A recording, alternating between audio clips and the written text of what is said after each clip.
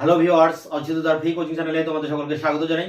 আজকের এই ভিডিওটিতে তোমরা যারা নেতাজি সুভাষ ওপেন ইউনিভার্সিটি থেকে ডিস্টেন্স এডুকেশনের মাধ্যমে ইউজি বিডিপি কোর্সে হিস্ট্রি অনার্সের সেকেন্ড ইয়ারে পড়ছো, তোমাদের যে সিসি H110 পেপারটি রয়েছে অর্থাৎ মুঘল যুগের ইতিহাস, এই পেপারটির যে সাজেশন 2024 থেকে 25 এই সাজেশন নিয়ে আলোচনা করব এবং সাজেশনের উত্তরগুলি তোমরা কিভাবে পাবে আমার এই ভিডিও চ্যানেলের মধ্য দিয়ে তার সেই নিয়ে আলোচনা করবো আজকের ভিডিও ক্লাসে। তা চলো শুরু করা যাক। আজকের ক্লাসের মূল আলোচনা বিষয়কে একবার বোর্ডে দেখে নিই।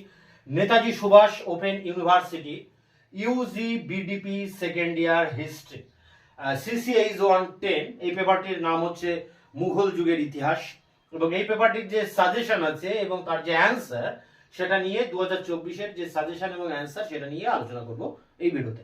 তোমরা জানো তোমাদের গ্রুপ এ এবং গ্রুপ বি বলে দুটি পার্ট থাকবে প্রশ্ন এবং 50 নম্বরের পরীক্ষা হবে। তো এখানে প্রথমে 10 নম্বরের প্রশ্ন থাকবে, দুটি প্রশ্ন লিখতে হবে, 4টি দেওয়া থাকবে, 4টির ভেতরে দুটি লিখতে হবে 10 নম্বরের অর্থাৎ 20, আর টিকা থাকবে 6 নম্বরের টিকা 5টি লিখতে হবে, 5 6 30 অর্থাৎ এই 50 নম্বরের পরীক্ষা। তোমাদের অন্যান্য আর যেসব পেপারগুলো রয়েছে অর্থাৎ CC 7 8 9 এই তিনটি পেপারের যে সাজেশন এবং সাজেশনের উত্তর আমি পিডিএফ আকারে এবং সাজেশনের অনেক কোশ্চেনের উত্তর ভিডিও যেগুলো আমি দিয়েছি তার লিঙ্ক দিয়ে আমি সেই সব ভিডিওগুলো আপলোড করে দিয়েছি ইতিমধ্যে আমার চ্যানেলে। সেই সব ভিডিওর লিঙ্ক দেওয়া থাকবে ভিডিও ডেসক্রিপশন বক্সে, তোমরা অবশ্যই ভিডিওগুলো দেখে নিও। আরেকটি বিষয় হচ্ছে যে এখানে যে সাজেশনটা আমরা এখন ফলো করব, এই সাজেশনের প্রতিটি প্রশ্নের উত্তর আমি কিন্তু আমার এই চ্যানেলের মাধ্যমে তোমাদের সামনে নিয়ে আসবো। এর ভিতরে অনেক প্রশ্নের উত্তর আমি ইতিমধ্যে আমার চ্যানেলে আপলোড করেছি, তারও লিঙ্ক দেওয়া থাকবে ভিডিও ডেসক্রিপশন বক্সে।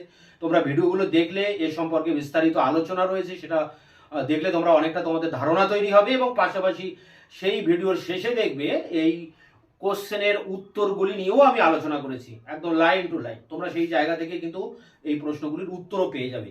এছাড়া যেসব প্রশ্নের উত্তর আমি এখনো দিতে পারিনি সেই সব প্রশ্নের উত্তর আমি কিন্তু খুব দ্রুত তোমাদের সামনে একের পর এক ভিডিও ক্লাসের মধ্যে দিয়ে সেগুলো নিয়ে আসবো। তাই আমার চ্যানেলকে তোমরা অবশ্যই সাবস্ক্রাইব করে রাখবে, বন্ধুদের কাছে শেয়ার করবে, নিজেদের মতামত থাকলে কমেন্ট সেকশনে কমেন্ট করে জানাবে, ভিডিওটি ভালো লাগলে অবশ্যই এটা লাইক করবে। তো দেখো এখানে গ্রুপ এ 10 নম্বরের প্রশ্ন দুটি লিখতে হবে, তার জন্য আমি 10টি প্রশ্ন দিয়েছি, টপ 10 কোশ্চেন।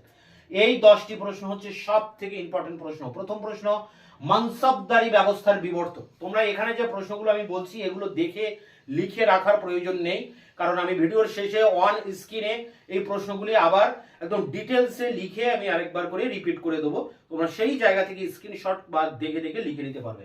এখানে আমি প্রশ্নগুলো অনেকটা শর্ট ফর্মে লিখেছি, তাই এর পরে আমি আবার খাতা কলমে অন স্ক্রিনে আরেকবার আলোচনা করব, তখন সেই জায়গা থেকে তোমরা লিখে নেবে। এখন এটা তোমরা বুঝে নাও।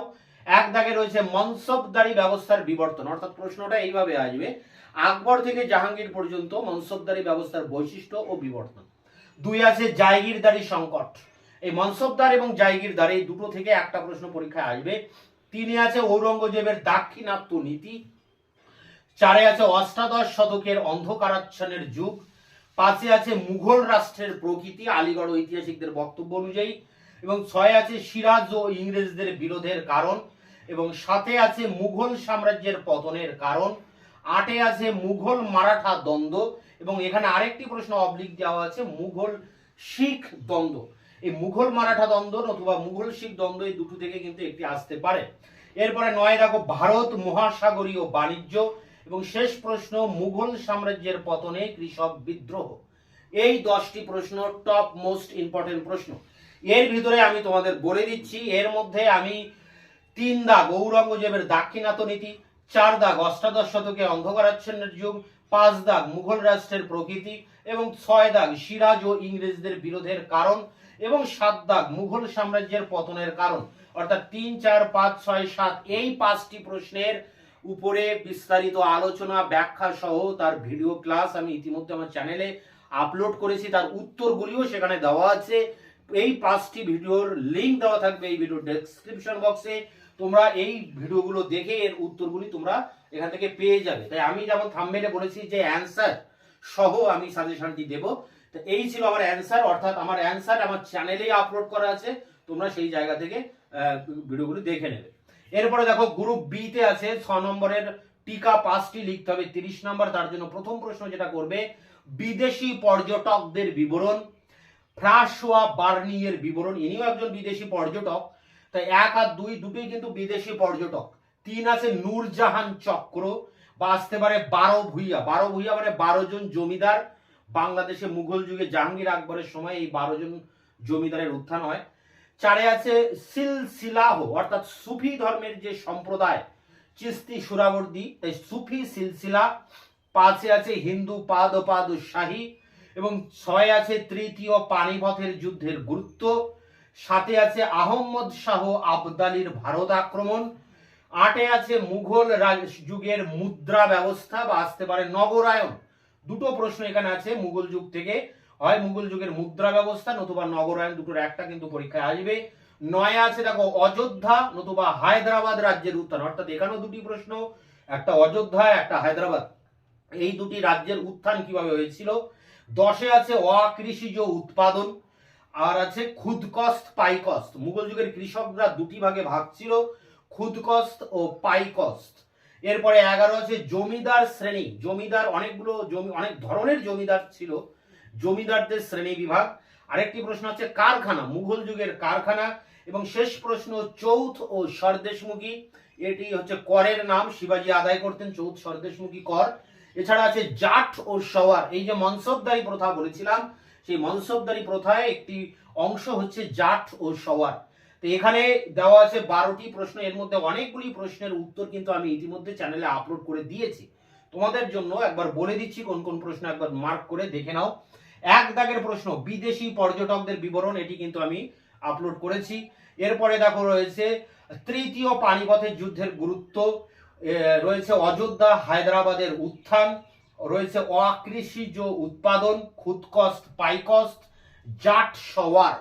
এইসব প্রশ্নের উত্তর মানে এখানে প্রায় অর্ধেকের বেশি কোশ্চেন কিন্তু আমি আপলোড করে দিয়েছি ইতিমধ্যে আমার চ্যানেলে। তাই তোমরা এই CC10 অর্থাৎ মুঘল যুগের ইতিহাস এই পেপারটির এই যে সাজেশন, এই সাজেশনের অর্ধেকের বেশি প্রশ্ন আমি ইতিমধ্যে আমার চ্যানেলে আপলোড করে দিয়েছি। প্রতিটি ভিডিওর লিঙ্ক দেওয়া থাকবে ভিডিও ডেসক্রিপশন বক্সে, তোমরা উত্তরগুলো সেখান থেকে পেয়ে যাবে। বাকি প্রশ্নের উত্তর আমি একের পর এক ভিডিও ক্লাসের ভিতর দিয়ে খুবই দ্রুত তোমাদের সামনে নিয়ে আসবো। তো অবশ্যই চ্যানেলকে তোমরা সাবস্ক্রাইব করে রাখবে। এখন এই যে প্রশ্নগুলো আমি এখানে বললাম শর্ট বা শর্ট ফর্মে, এই প্রশ্নগুলো কিভাবে ফুল ফর্মে প্রশ্নগুলো আসতে পারে এবং যে জায়গা থেকে যাতে তোমরা লিখে নিতে পারো এই সাজেশনটা, এবং তার জন্য আমি এবার অন স্ক্রিনে সমগ্র সাজেশনটা আরেকবার আলোচনা করব। Netaji Subhas open university UG BDP history honours second year CC10 বা CCH110 সাজেশন 2024 থেকে 25। তোমাদের 2024-এর ডিসেম্বরে পরীক্ষা হতে পারে বা একটু পরে হয়তো 2025-এর প্রথম দিকেও পরীক্ষা হতে পারে, কিন্তু সেশনটা 2024। গ্রুপ এ 10 নম্বরের প্রশ্ন দুটি লিখতে হবে, 20 নম্বর। এই জন্য যে প্রশ্নগুলো করবে, প্রথম যে প্রশ্ন দেখো জাহাঙ্গীর থেকে শাহজাহান পর্যন্ত মুঘল আমলের মনসবদারি ব্যবস্থার বিবর্তন আলোচনা করো। মানে এখানে প্রশ্নটি মূল প্রশ্ন হচ্ছে মনসবদারি ব্যবস্থা। 2 দাগে রয়েছে জায়গিরদারি সংকট মুঘল সাম্রাজ্যের পতনে কি ভূমিকা নিয়েছিল। এখানে মূল প্রশ্ন হচ্ছে জায়গিরদারি সংকট। দেখো এখানে যে প্রশ্নগুলো আমি টিক চিহ্ন দিয়ে রেখেছি সেই প্রশ্নগুলির উত্তর বা উত্তরের ভিডিও আমি ইতিমধ্যে চ্যানেলে দিয়েছি এবং এই ভিডিওগুলির লিঙ্ক দেওয়া থাকবে এই ভিডিও ডেসক্রিপশন বক্সে। 3 দাগে ঔরঙ্গজেবের দাক্ষিণাত্য নীতি পর্যালোচনা করো। এবং 4 দাগে রয়েছে দেখো অষ্টাদশ শতক কি অন্ধকারাচ্ছন্নের যুগ ছিল, এ নিয়ে ঐতিহাসিকদের বিতর্ক। 5 দাগে মুঘল রাষ্ট্রের প্রকৃতি কেমন ছিল, আলিগড় ঐতিহাসিকদের বক্তব্য। 6 দাগে রয়েছে সিরাজউদ্দৌলার সাথে ইংরেজ ইস্ট ইন্ডিয়া কোম্পানির বিরোধের কারণগুলি কি ছিল, বা আসতে পারে পলাশির যুদ্ধের কারণ কি ছিল। একই উত্তর হবে, সিরাজ আর ইংরেজদের বিরোধের কারণ যা, পলাশির যুদ্ধের কারণ তাই। পরেরটি দেখো 7 দাগে মুঘল সাম্রাজ্যের পতনের কারণগুলি আলোচনা করো। 8 দাগে রয়েছে মুঘল মারাঠা দ্বন্দ্ব, আরেকটি রয়েছে মুঘল শিখ দ্বন্দ্ব। দুটোই আলাদা আলাদা প্রশ্ন, যে কোনো একটা আসতে পারে। 9 দাগে রয়েছে মুঘল যুগে ভারত মহাসাগরীয় বাণিজ্যের গতি প্রকৃতি কেমন ছিল। এবং শেষ প্রশ্ন দেখো 10 দাগে রয়েছে মুঘল সাম্রাজ্যের পতনে কৃষক বিদ্রোহগুলি কি ভূমিকা নিয়েছিল। গ্রুপ বি যেখানে 6 নম্বরের টিকা লিখতে হবে 5টি, 30 নম্বর। এর জন্য যে প্রশ্নগুলো করবে, 1 মুঘল ইতিহাস রচনায় বিদেশি পর্যটকদের বিবরণ। 2 আছে Francois Bernier travel of the Mughal সম্পর্কে টিকা লেখো। 3 নূরজাহান চক্র বা 12 ভূঁইয়া বা তুজুকি জাহাঙ্গীরি, তিনটে আলাদা আলাদা প্রশ্ন, যে কোনো একটা আসতে পারে। 4 মুঘল আমলে সুফি সিলসিলাহ সম্পর্কে টিকা লেখো। 5 আছে প্রথম বাজিরাওয়ের হিন্দু পাদশাহী, বা আসতে পারে দ্বিতীয় বাজিরাওয়ের কৃতিত্ব। পরেরটি দেখো পানিপথের তৃতীয় যুদ্ধের গুরুত্ব।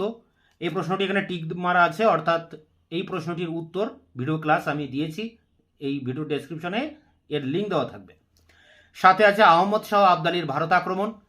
8 আছে মুঘল যুগে মুদ্রা ব্যবস্থা, বা আসতে পারে মুঘল ভারতের নগরায়ন। 9 আছে আঞ্চলিক শক্তি হিসাবে অযোধ্যা অথবা হায়দ্রাবাদ, দুটি আলাদা আলাদা প্রশ্ন, যে কোনো একটা আসতে পারে, অযোধ্যা অথবা হায়দ্রাবাদের উত্থান। 10 দাগে আছে দেখো মুঘল আমলের শিল্পকলা স্থাপত্য ভাস্কর্য। 11 দাগে মুঘল আমলে অকৃষিজ উৎপাদন বা খুদকস্ত পাইকস্ত, দুটি আলাদা প্রশ্ন, যে কোনো একটা আসতে পারে, খুদকস্ত পাইকস্ত আর অকৃষিজ উৎপাদন। 12তে আছে মুঘল আমলে জমিদার শ্রেণীর শ্রেণী বিভাগ, এবং 13 দাগে আছে মুঘল আমলের কারখানা। আর এখানে আরেকটি প্রশ্ন আছে সৎ নামী বিদ্রোহ, আগেরবার জাট বিদ্রোহ এসছে, তোমাদের এবার কিন্তু এই বিদ্রোহটা আসতে পারে। 14 দাগে রয়েছে উত্তরাধিকার দ্বন্দ্ব, বা আসতে পারে মুঘল দরবারে গোষ্ঠীদ্বন্দ্ব। এবং শেষ 15 দাগে রয়েছে দেখো চৌথ স্বদেশমুখী, এটি একটি প্রশ্ন। জাট ও সওয়ার, এটি একটি প্রশ্ন। তনখা ও ওয়াতন জায়গির, এটি একটি প্রশ্ন। এটা জায়গিরদার থেকে, এটা মনসবদার থেকে, এটি শিবাজির শাসন ব্যবস্থা থেকে। তো এই ছিল তোমাদের সাজেশান। 5 নম্বরের মানে 6 নম্বরের টিকাগুলো একটু বেশি দেওয়া আছে, তোমরা এই টিকাগুলোই বেশি করে করো। পরীক্ষার আগে আমি লাস্ট মিনিট সাজেশান দিয়ে দেবো, তখন একটু শর্টকাট করে দেওয়া হবে, কিন্তু এখন এই সাজেশানটাকে সামনে রেখে তোমরা তোমাদের পরীক্ষার প্রস্তুতি নাও। আর এই প্রশ্নের যে উত্তরগুলি আমি ইতিমধ্যে দিয়েছি তার লিঙ্ক দেওয়া থাকবে ভিডিও ডেসক্রিপশন বক্সে, তোমরা ভিডিওগুলো অবশ্যই দেখে নেবে। আর যেসব প্রশ্নের উত্তর আমি এখনও দিতে পারিনি, তা আগামী 1-2 মাসের মধ্যে আমি তোমাদের সমস্ত প্রশ্নের উত্তর দিয়ে দেবো আমার এই চ্যানেলে। তাই তোমরা অবশ্যই আমার চ্যানেলকে ফলো করবে, বন্ধুদের কাছে শেয়ার করবে, নিজেদের মতামত কমেন্ট সেকশনে কমেন্ট করে জানাবে। ভিডিওটি ভালো লাগলে অবশ্যই একটা লাইক দেবে।